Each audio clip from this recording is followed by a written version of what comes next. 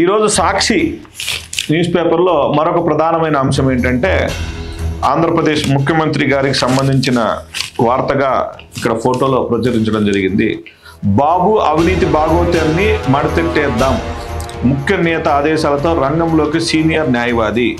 Police CID ఉన్నతాధికారులకు కుట్ర కార్యాచరణపై నిర్దేశం. జీ హుజూర్ అంటున్న ఉన్నతాధికారులు. ఇప్పటికే దర్యాప్తును అటకెక్కించిన సిఐడి న్యాయస్థానంలో విచారణకు సహాయ నిరాకరణ, బెయిల్ షరతులను యథేచ్ఛగా ఉల్లంఘిస్తున్నారు అంటూ చంద్రబాబు గారి పైన ఈ వ్యాఖ్యలు రాయడం జరిగింది.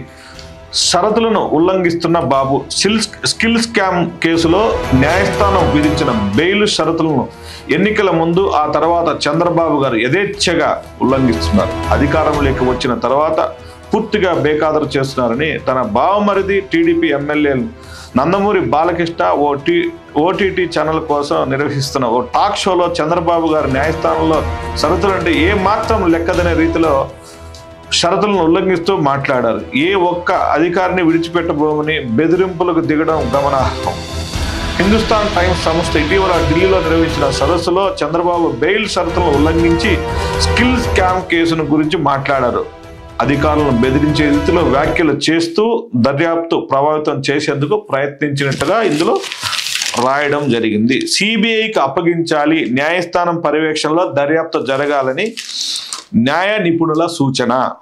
స్కిల్ స్కామ్ ఇతర కేసుల దర్యాప్తు తాజా పరిణామాలు గమనిస్తున్న న్యాయ నిపుణులు చంద్రబాబుపై ఉన్న కేసులు విచారణను సిబిఐకి అప్పగించాలని సూచిస్తున్నారు. సిబిఐ అప్పగించాలని కోరుతూ హైకోర్టులో దాఖలు చేసిన పిటిషన్పై కౌంటర్ దాఖలుకు టీడీపీ కూటమి ప్రభుత్వం గడువు కోరిన విషయాన్ని కూడా ప్రస్తావించారు. చంద్రబాబుపై కేసుల దర్యాప్తును న్యాయస్థానం పర్యవేక్షించాలని స్పష్టం చేస్తున్నారు. గతంలో ఉమ్మడి ఏపీలో మద్యం సిండికేటు దర్యాప్తును హైకోర్టు పర్యవేక్షించిన విషయాన్ని కూడా ఈ సందర్భంగా గుర్తు చేస్తున్నారు. ఇదే ఆర్టికల్లో మరొక అంశం ఏంటంటే, నేను చెప్పినట్లే చెయ్యండి, ఆ కేసులు మూసేద్దాం. పోలీసు సిఐడి ఉన్నతాధికారులకు ఢిల్లీ సీనియర్ న్యాయవాది నిర్దేశం.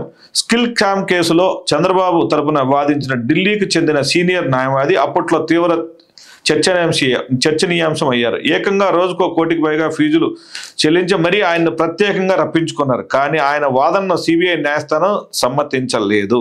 చంద్రబాబుకు రిమాండ్ విధించినా సరే అదే న్యాయవాది చంద్రబాబు కేవలం విచారణకు ఇటు విజయవాడలోనూ అటు ఢిల్లీలోనూ పర్యవేక్షించారు.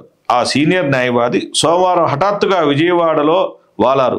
జీ హుజూర్ అంటూ రాష్ట్ర పోలీసు సిఐడి ఉన్నతాధికారులు ప్రత్యేకంగా భేటీ కావడం గమనార్హం. అసలు ఓ ప్రైవేటు న్యాయవాదితో పోలీసులు సిఐడి ఉన్నతాధికారులు సమావేశం కావడం ఏంటి అని పోలీసు వర్గాలే వ్యాఖ్యానిస్తున్నాయి. చంద్రబాబు అవినీతి కేసులను మూసివేయడమే ఏకైక అజెండాగా ఈ సమావేశం సాగింది. స్కిల్ స్కామ్, అసైన్డ్ భూముల దోపిడీ, ఇన్నర్ రింగ్ రోడ్ అలైన్మెంట్ అక్రమాలు, ఫైబర్ నెట్ కుంభకోణం కేసుల నుంచి చంద్రబాబు పేరును తప్పించడం, అనంతరం ఆ కేసులు మూసివేయడం, అందుకు ఆ కేసుల్లో సాక్షులను ఎలా వేధించాలి, ఏ తప్పుడు వాంగ్మూలాలు నమోదు చేయాలి, న్యాయపరంగా ఇబ్బందులు రాకుండా ఎలాంటి అడ్డదారులు తొక్కాలి అనే విషయాల్ని సీనియర్ న్యాయవాది అంశాల వారీగా వివరించారని తెలుస్తుంది. రానున్న 2 నెలల్లో ఈ కేసు క్లోజ్ చేసేలా పోలీసులు సిఐడి వ్యవస్థలు పూర్తిగా సహకరించాలని ఆయన తేల్చి చెప్పారు. అందుకు పోలీసు సిఐడి అధికారులు తలూపినట్లు తెలుస్తుంది. ఆ సీనియర్ న్యాయవాది పోలీసు సిఐడి అధికారులు మంగళవారం కూడా సమావేశం నిర్వహించినట్లు విశ్వసనీయ వర్గాల సమాచారము. ఇప్పటికే దర్యాప్తును అటకెక్కించిన ప్రభుత్వం. చంద్రబాబు ప్రధాన నిందితుడిగా ఉన్న స్కిల్ స్కామ్ కేసు దర్యాప్తును టీడీపీ కూటమి ప్రభుత్వం ఇప్పటికే అటకెక్కించి చేసింది. స్కిల్ స్కామ్లో ఇన్నర్ రింగ్ రోడ్ అలైన్మెంట్లు కుంభకోణంలో, ఫైబర్ నెట్ కుంభకోణం, అసైన్డ్ భూముల కుంభకోణం కేసుల ఛార్జ్ షీట్ను సిఐడి గతంలో న్యాయస్థానానికి సమర్పించింది.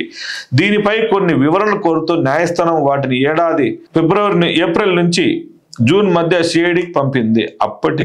అప్పటి పబ్లిక్ ప్రాసిక్యూటర్ వాటిని కేస్ స్టడీతో సిఐడి అధికారులకు అందజేశారు. అయితే రాష్ట్రంలో కూటమి ప్రభుత్వం అధికారంలోకి రావడంతో ఆ కేసులను నీరుగార్చేలా కూటమి పెద్దలు సిఐడిపై ఒత్తిడి తెస్తున్నారు.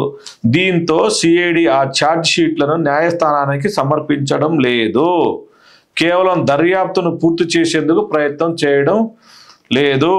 కేసుల దర్యాప్తు పూర్తి చేయడానికి సిఐడి ప్రయత్నం చేయలేదు.